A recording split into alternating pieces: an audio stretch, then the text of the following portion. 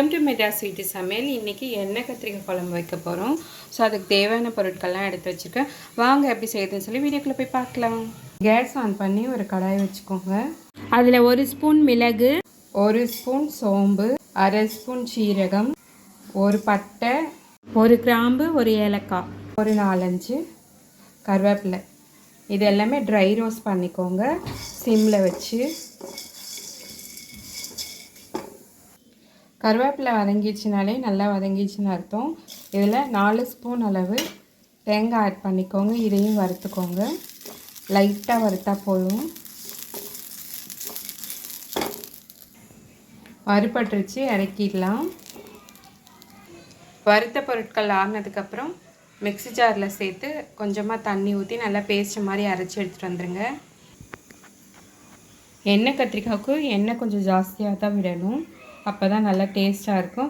5 table spoon அளவு oil add பண்ணியிருக்கேன். இப்போது நம்ம கத்திரிக்காயை இந்த மாதிரி 4ஆக கட் பண்ணி எடுத்துருக்கோம். பிஞ்சு கத்திரிக்காயை எடுத்துருக்கோம். நான் உஜாலா கத்திரி எடுத்திருக்கேன். உஜாலா கத்திரி நல்லா டேஸ்ட்டாக இருக்கும், அதனால இந்த கத்திரிக்காய் எடுத்திருக்கேன். ஸோ இதை இப்போ எண்ணெயில் ஆட் பண்ணிடலாம். என்னடா எண்ணெய் காயாத்துக்கு முன்னாடி ஆட் பண்ணுறேன்னு பார்க்குறீங்களா? படப்படப்படன்னு வெடிக்கும். ஸோ அதனால தான் கொஞ்சம் முன்னாடியே ஆட் பண்ணுறேன் நான். கத்திரிக்காயில் உப்பு பிடிக்கணுன்றதுக்காக 1 ஸ்பூன் அளவு தூளுப்பு ஆட் பண்ணிக்கிறேன். அது கூடவே 1/4 டீஸ்பூன் அளவு மஞ்சள் பொடி ஆட் பண்ணிக்கோங்க. கத்திரிக்காயை கட் பண்ணும்போது உள்ளே ஏதாவது பூச்சி இருக்கான்னு பார்த்துட்டு அதுக்கப்புறமா எடுத்து யூஸ் பண்ணுங்கள். இதை நல்லா கலந்து கொடுங்க.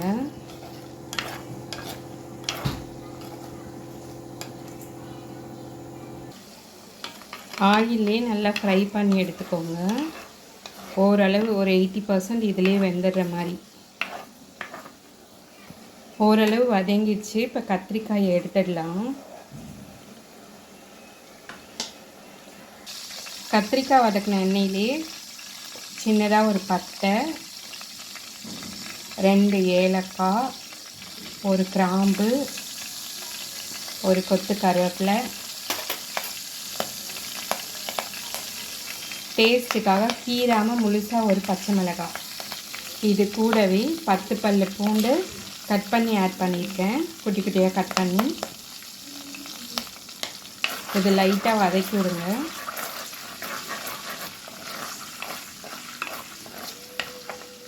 இது கூடவே 15 சின்ன வெங்காயம் கட் பண்ணதை ஆட் பண்ணிக்கிறேன். 15 to 20 கூட ஆட் பண்ணிக்கலாம். நல்லா கலந்து கொடுத்துருங்க. இது நல்லா வதங்கட்டும். வெங்காயம் வதங்கிடுச்சு. 1 ஸ்பூன் அளவு கல்லுப்பு ஆட் பண்ணிக்கிறேன். ஆல்ரெடி காய் வதக்கும் போதே உப்பு ஆட் பண்ணியிருக்கோம். இது கூடவே 2 பெரிய சைஸ் தக்காளி 2 ஆட் பண்ணிக்கிறேன். நம்ம இன்னைக்கு புளி சேர்க்க போகிறதில்ல, அதனால் தக்காளி தான் இதுக்கு புளிப்பு கொடுக்கும். நல்லா பெரிய சைஸ் தக்காளியாக 2 ஆட் பண்ணிக்கிறேன். இது வதங்கட்டும். தக்காளி நல்லா வதங்கிச்சு. மசாலா பொருட்கள்லாம் சேர்த்துடலாம். 2 ஸ்பூன் கொத்தமல்லி தூள், 1 spoon chilli powder, 1 spoon Kashmir chilli powder, ரெண்டுமே மிக்ஸ் பண்ணி வச்சுருக்கேன் நான். அதை ஆட் பண்ணிக்கலாம். அது கூடவே 1 ஸ்பூன் அளவு மட்டன் மசாலா இல்லை அப்படின்னா கரம் மசாலா இருந்ததுன்னா 1/2 டீஸ்பூன் ஆட் பண்ணிக்கோங்க. மசாலா ஆயிலே போட்டிங்கன்னா வாடெல்லாம் போயிடும், மசாலா பச்சை வாடை நல்லாயிருக்கும். இப்போது கத்திரிக்காயை வதக்கி வச்ச கத்திரிக்காயை ஆட் பண்ணிடலாம்.